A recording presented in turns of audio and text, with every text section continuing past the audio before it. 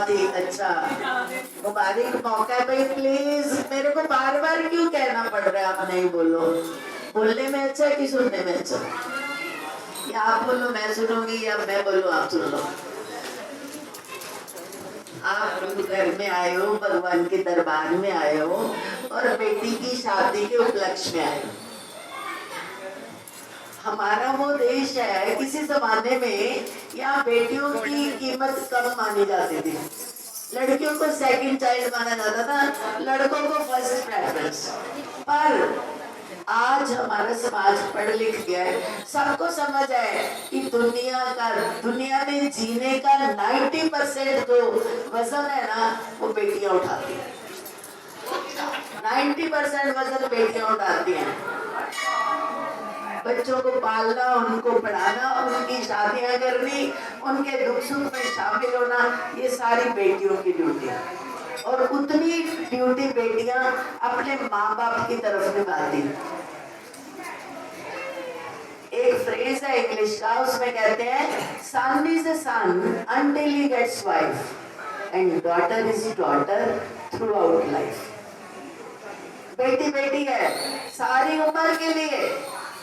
बेटी बहुत बड़ी चीज है, तो बेटी की शादी को इतना अच्छे तरह से करना चाहिए, इतनी बढ़िया तरह से मनाना चाहिए कि जुदाई तो है, हम बच्चे को भेज रहे हैं, पर हम खुशियों से भेज रहे हैं कि मेरा बच्चा बहुत खुश रहे, उसकी दुनिया परमात्मा की रहमतों से भर जाए। इसलिए ना सत्संग करवाते हैं, इसलिए संतों को बुलाते हैं, संगत को बुलाते हैं, भगवान जी को बिठाते हैं, गुरु महाराज जी को विराजमान करते हैं कि प्रभु आप मेरी बच्ची को आशीर्वाद दो।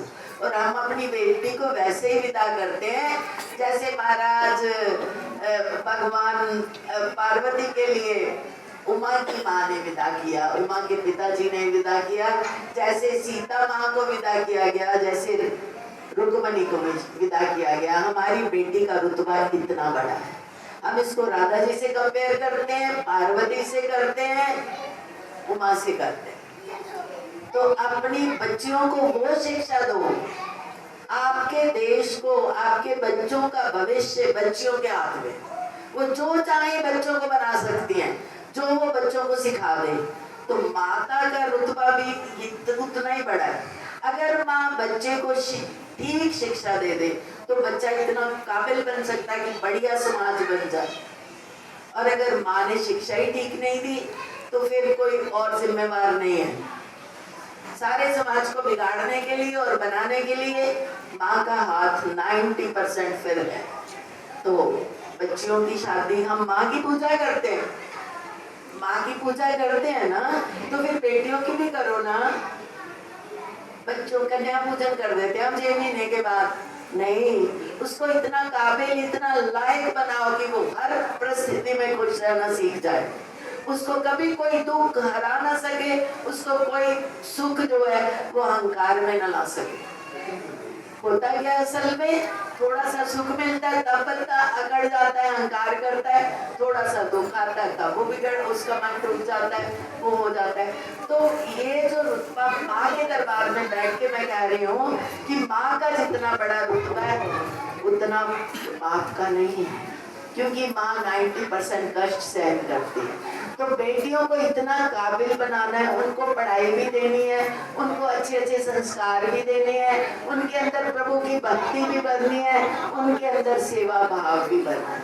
आज सबको शिकायत क्या है जी, कोई सेवा नहीं करता। पहली बात तो ये है कि आपने सेवा करी है, आपने करी है। तो महात्मा लोग कहते हैं 4 वेद 6 शास्त्र में बात मिली है 2, सुख दीने सुख होता है, दुख दीने दुख होता। जो सुख देता है उसको सुख मिलता है, जो दुख देता है उसको दुख मिलता है। तो आपने इतना पवित्र, सुंदर और इतना अच्छा जीवन गुजारना है कि आपकी बेटी आपसे ये शिक्षा ले, हमें बड़ों की सेवा करनी है, हमें छोटों से प्यार करना है, हमें सबका सत्कार करना है। आज की मॉडर्न एजुकेशन ये नहीं सिखाती, ये हमारी पुरातन संस्कृति भारत की सिखाती है। हमारी इंडियन संस्कृति हमें सिखाती है कि हमें कैसा इंसान बनना है, इंसान कैसा बनना है यही सत्संग भी सिखाता है, यही महात्मा भी सिखाते हैं, यही शास्त्र भी सिखाता है। सत्संग हम शादी के वक्त सत्संग क्यों करते हैं? इसलिए हम भगवान को याद करते हैं, देवी देवताओं को बुलाते हैं और अरदास करते हैं, प्रभु आप मेरे बच्चे के सिर पर हाथ रखो, इसकी बुद्धि को पवित्र और सात्विक बनाओ, ये सबसे अच्छी बच्ची बने। जब भी मैं जाऊं मेरी बच्ची की तारीफ मुझे सुनने को मिले। आप कितने खुश हो जाते हो आपके बच्ची की कोई तारीफ करे? तो तारीफ के काबिल अपनी बच्चियों को बनाओ। बच्चियां बहुत कीमती हैं, सारे संसार को सुख देने की वजह बच्चियां हैं, और अगर उल्टा कुछ होता है तो वो भी बेटियां। तो हमने अपनी काबिल बेटियों को बनाना है। भगवान के चरणों में बैठे मैं अरदास करती हूँ, शहंशाह सदगुरु मेरी माँ शेरावाली माँ, सब बच्चियों के सिर पे हाथ रखो, और आज हमारी प्यारी बच्ची जिसकी शादी है इसके सिर पे विशेष हाथ रखो कि ये बहुत ही अच्छी बहू बने, बहुत ही अच्छी पतिव्रता स्त्री बने, सब इसकी तारीफ करें, इसकी माँ का हृदय दुगना चौगना हो जाए कि मेरी बच्ची ने कमाल कर दिया। ऐसे संस्कार आपको देने हैं। गुरु महाराज जी का बहुत बहुत आशीर्वाद है, घर वालों को बहुत बहुत मुबारक है। इस मुबारक मौके पर हम बधाई गाएंगे, गुरु महाराज जी से प्रार्थना करेंगे, घर में खुशियाँ बरसे, बधाइयाँ बरसे, और सब जितने भी स्वजन आए बच्चे को आशीर्वाद प्यार देके जाए। बोलिए सच्चिदानंद भगवान की जय, सच्चे दरबार की जय।